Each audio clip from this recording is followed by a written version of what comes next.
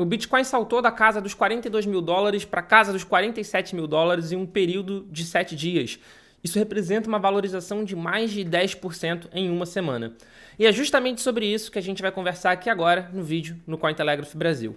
Antes de mais nada, eu quero pedir para você que ainda não é inscrito aqui no nosso canal se inscrever. Que nem eu já venho falando, a gente lançou recentemente o nosso canal aqui no YouTube e a gente precisa muito da sua ajuda para conseguir continuar a produzir conteúdo de diferentes formatos para vocês. Então, não deixa de se inscrever que isso vai ajudar muito a gente.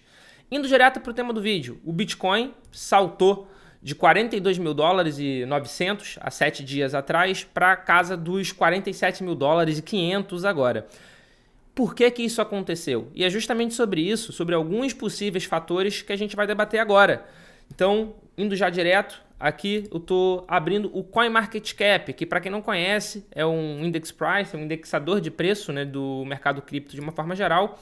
E aqui a gente já consegue ver rapidamente que nos últimos 7 dias o Bitcoin valorizou mais de 10%, o Ether valorizou mais de 8%, a Solana valorizou mais de 5%, ou seja, a gente consegue ver que todo o mercado cripto está apresentando uma tendência de alta no momento. E de novo, como nem eu sempre falo, no mercado cripto a gente nunca consegue colocar toda a justificativa de alta ou de queda em um único fator.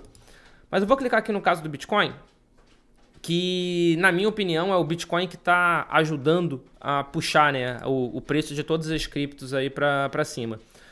Que, ó, em um dia, ou seja, em 24 horas saltou de 45 para 47,5 agora. Em 7 dias estava aqui em 42.900, 43, agora 47.600.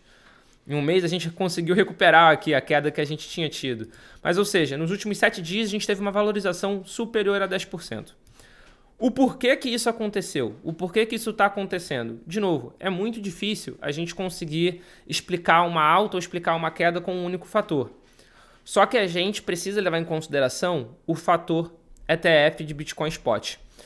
O ETF de Bitcoin Spot está possibilitando com que cada vez mais pessoas, sejam elas pessoas físicas ou pessoas jurídicas, ou seja, sejam pessoas de fato ou sejam empresas, tenham acesso ao Bitcoin, tenham acesso ao mundo dos criptoativos com o Bitcoin. Então a gente consegue ver aqui, por exemplo, nesse ranking aqui, esse ranking está mostrando alguns ETFs, alguns ativos, depois de um mês de lançamento na Bolsa Americana. Os 2 primeiros lugares são ETFs de Bitcoin Spot. Cada vez mais, os ETFs de BTC à vista, né, estão chamando atenção. A gente teve sim algum momento, logo após a aprovação de ETF, em que teve uma queda significativa. A gente consegue até ver aqui o inflow e o outflow, né, que aconteceu nos ETFs de Bitcoin Spot. Mas o que aconteceu essa queda aqui? Esses dias aqui no vermelho, por exemplo. Foram dias que a gente teve uma saída muito grande de um ETF em específico, que é o ETF da Grayscale. É um ETF que muita gente fugiu dele, porque ele era um trust, né? Ele não era um ETF, ele foi convertido para ETF, e a taxa de administração dele era muito alta. Então, naquele momento, muita gente estava realmente queimando o papel, queimando o ativo para poder ter o dinheiro de volta e talvez até entrar realmente em um outro ETF de Bitcoin, que é o que está acontecendo. Então, aqui a gente consegue ver que nos últimos dias já está tendo um fluxo positivo nos ETFs. A demanda só está aumentando. Para vocês terem uma ideia, só a BlackRock e a Fidelity, né, que são 2 gestoras, elas já estão segurando, elas já estão holdando mais de 151 mil bitcoins. Isso é muita coisa. 151 mil bitcoins equivalem a hoje 7 bilhões de dólares aproximadamente, 7,1, 7,2 bilhões de dólares. Ou seja, é muita coisa. Só o da BlackRock atingiu 1 bilhão em volume negociado. Ele atingiu ontem, dia 8 de fevereiro, está até aqui na matéria do Cointelegraph Brasil. Então atingiu 1 bilhão em volume negociado. Cada vez mais a gente está tendo demanda nos ETFs de Bitcoin Spot. Ah, Paulo, mas só os ETFs de Bitcoin Spot estão demandando? É claro que não. A gente pode ver aqui que nas exchanges também tem um volume negociado monstro. E é um volume que a gente consegue ver, ó, que também está aumentando em todos esses mercados, tá vendo? Ou seja, a gente está tendo mais volume realmente de negociação, o que está causando uma demanda maior. A demanda maior, naturalmente, vai ocasionar uma alta no preço do Bitcoin, né?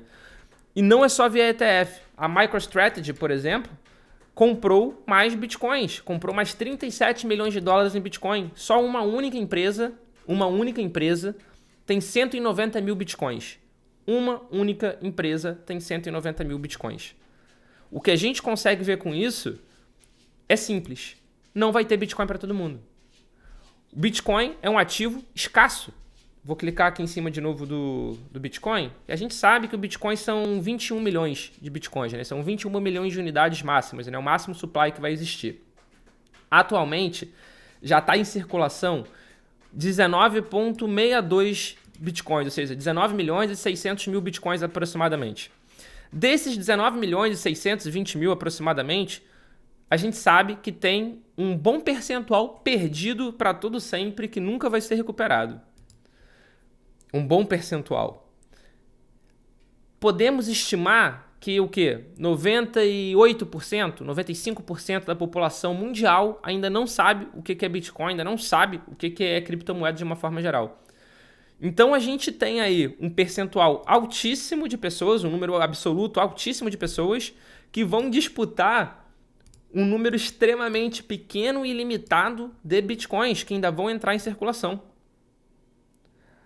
Isso se a gente não quiser vender, né? Que eu tô falando. É claro que a galera, o pessoal do mercado, cripto, vai vender eventualmente, mas eu tô querendo dizer de novos Bitcoins. Tem um site que é muito interessante, que eu vou até deixar aqui na descrição do vídeo para vocês, que é o Satoshis per person, ou seja, quantos Satoshis existem por pessoa no mundo.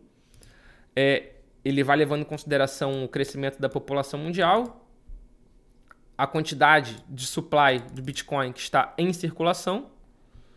Aqui ele coloca pra gente quantos satoshis equivalem a $1 americano, ou seja, são 2.000 satoshis atualmente. E aqui, quantos satoshis cada pessoa teria direito, digamos assim, se a gente fizesse uma divisão direta, né, da quantidade de Bitcoin em circulação dividido pela quantidade de pessoas que existem no mundo. E atualmente, cada pessoa teria 235.429 satoshis, o que dá em dólar americano hoje cerca de 112. O que a gente consegue ver com isso vai faltar Bitcoin, vai faltar Satoshi para as pessoas no mundo. Então esse aumento da demanda que os ETFs estão trazendo, que a própria compra direta, seja de empresas ou seja de pessoas, está fazendo, com Bitcoin caindo no mainstream, está fazendo. Esse aumento de demanda tem uma tendência de gerar um aumento do preço do Bitcoin. E é isso que a gente está experimentando agora. Esse salto do preço do Bitcoin é muito devido ao aumento de demanda que a gente teve nessa semana. Aquele gráfico que eu mostrei para vocês do inflow dos ETFs é sim um dos responsáveis. É o único dos responsáveis? É claro que a gente nunca vai conseguir cravar em um único fator. Não existe a gente conseguir cravar em um único fator. Mas sem sombra de dúvida, o aumento de demanda é um deles. E aí, qual é a sua opinião? Você acha que esse aumento de demanda vai ser algo sustentado ou você acha que é um voo de galinha e daqui a pouco a gente vai devolver toda essa alta? Não deixe de colocar o seu comentário aqui embaixo e a gente já tem um encontro marcado aqui no nosso próximo vídeo. Valeu!